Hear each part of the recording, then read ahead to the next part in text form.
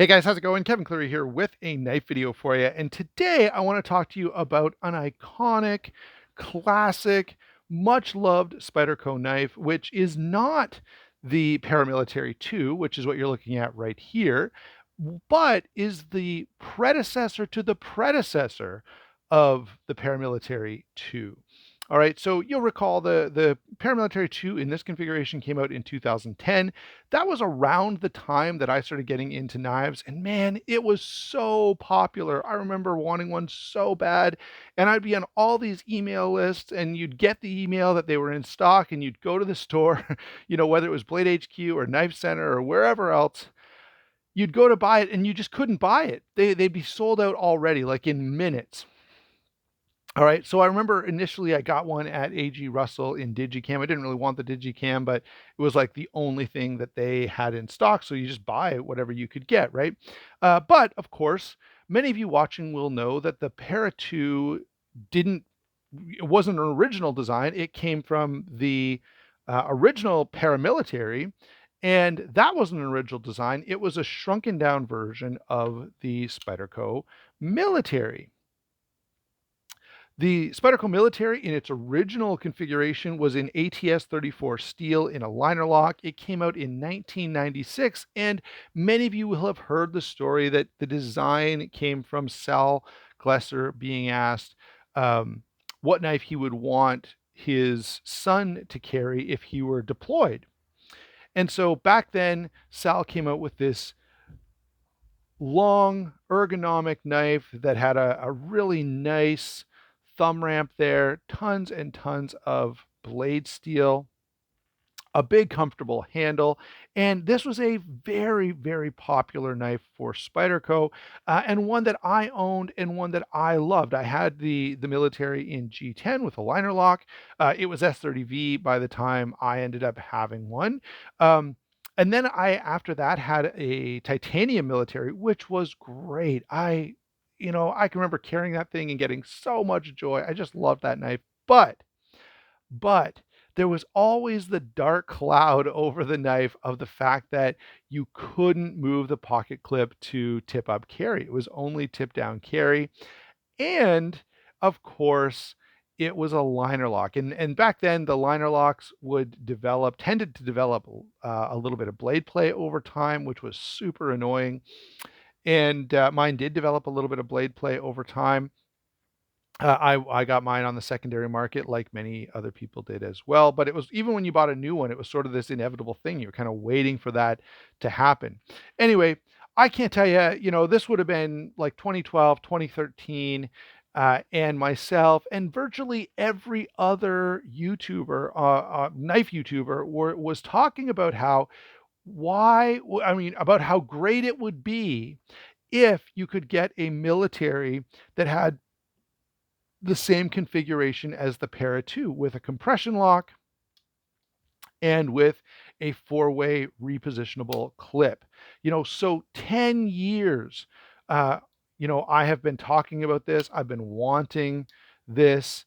And then, fast forward to, a week ago, and I was in Sevierville, Tennessee for Polishing the Pulpit, which is a very, very good conference.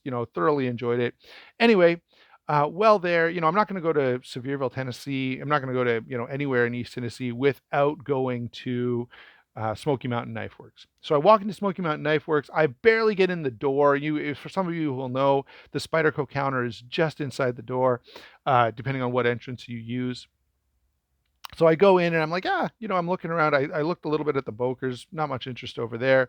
Go over to the Spyderco counter and I see this knife laying just like this, open like that. And as I walk around the display, I can see the back of the knife, and this is what I see. Now, of course, I've been aware that this was coming. I had been kind of watching a couple of the places that I get knives from to see what would happen, but they aren't widely available. Anyway, I walk into Knifeworks and they have these. They had like 4 or 5 available, and I'm like, "Yep, that is mine for sure." And so, without hesitation, I bought it. I still had to struggle with the tip down carry for a while because I had forgotten. Normally in my bag, uh, I carry one of these little Boker Torx tools. Great little tool, pretty easily available on Amazon and stuff. I think I have a link in my Amazon store to get one if you want one, or a bunch of other Weehaw tool sets. Anyway, didn't have one with me, so I couldn't move the clip until I got home. And since I've been home from Tennessee for a few days now, I quickly put the clip where it was supposed to be, and wanted to go ahead and share this knife with you. So let's go over a couple of things. Many of you will know about the size and weight of this knife, but in case you don't, I'll quickly run down those numbers for you. Again, many people are familiar with the Para 2. It's kind of overshadowed this knife by this point. So you can see it's considerably bigger than the Para 2. All right. In fact, it's bigger than the Benchmade Crooked River, not by much. It's bigger than the Recon 1. Again, not by much, but this is a very substantial knife. 9.5 inches overall, 4 inches on the blade. It's 5.5 inches closed. So you can see it's going to be, it's going to take up a little bit of pocket real estate, although the clip is kind of low. Now, if you switch this over for a deep carry clip, it's going to add, some depth to make this fit in your pocket. All right. But nonetheless, very large, substantial knife, 4 inches of grip area. So that's just, right here. And still, in addition to that 4 inches, you've got a nice little finger choil if you want to sort of choke up and, do something a little more that requires a little more finesse, perhaps. Very large knife, though. Even if you have, gigantic, like I'm sure an NBA basketball player could carry this knife and have no issues. And if you're out there watching this and you do have really large hands, I'd love to know what knives you carry and how much of an impact that has. Or maybe you just get used to the fact that every knife feels really small in your hand. Okay, so let's touch on a couple of things here. You may remember back in the day, this knife didn't have full liners. So we have full nested liners here. Originally, the liners ended somewhere around here, which was why you couldn't drill and tap it for tip down or tip up carry.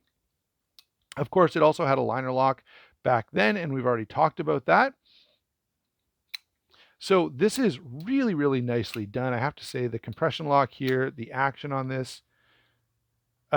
So sorry, I've got distracted by just being so impressed with the knife, but give you a quick look. Fully nested liner. You can see that it's been skeletonized to save weight, and the weight does come in only at 4.3 ounces, which is pretty good for a knife of this size. It's not as light as the Para 2 at 3.9 ounces, but 4.3 ounces for a 9.5-inch folding knife is very good, especially with a full stainless steel liner. Now, in terms of feel in hand, it feels very much like the military you know and love, except that the clip is in a different spot. So if you've had a military before, if you're kind of familiar with this knife, you'll know how it's going to be just right. You're going to be like, yeah, this is what I remember, and this is what I wished it would be, and that's sort of how I feel about it. Having this in hand and having it's really exciting. Having this knife that I've talked about, that many of us have wished for so many years, become a reality, and have it be something that I can own and carry and use. And every time I get this out, it just brings back so many memories. It's one of the most nostalgic new knives that it's like it's the Star Wars sequel of Spyderco knives. It's just, you know, all the nostalgia points, but in this case, it doesn't suck. So it's actually even better than the Star Wars sequels. Um, and so, yeah, I really don't have any complaints about this knife. It's going to be too big for a lot of people, no question about that. But for me, yeah, it's absolutely fantastic. The only hesitation that I have, or the only negative that I want to bring up, is that I just know Spyderco is going to release this in a bunch of different versions, with different steels and different handle colors, and I'm gonna want one of them or more than one of them for sure, and so that's gonna be the challenge, is keeping this and not switching it out for something else. Now, what I may do, and I think, could be pretty appealing, is go ahead and switch out the pocket clip for, any Casey Lynch clip is gonna fit on this, or MXG or whoever. Um, there are no aftermarket scales that I know of, but I'll probably reach out to Sharp Dressed Knives and see if he has any plans for doing scales for these, and I really hope that he does. All right, there you go, guys. That is my first impression of the Military 2, a long-awaited Spyderco knife that I can't tell you how excited and how satisfied I am to have this knife after wanting this in my imagination, right? It didn't even exist, but wanting this for so long, and now having this become a reality and something that I can own and use and carry and share with you guys. So there you go. That's my initial thoughts on the Spyderco Military 2. Really excited about this knife. Pretty satisfying, pretty enjoyable, but you do have to like the large stuff. Thanks for watching. Don't forget to like and subscribe. Don't forget to check those channel sponsors. It's a huge, huge help to the channel. We will talk to you soon.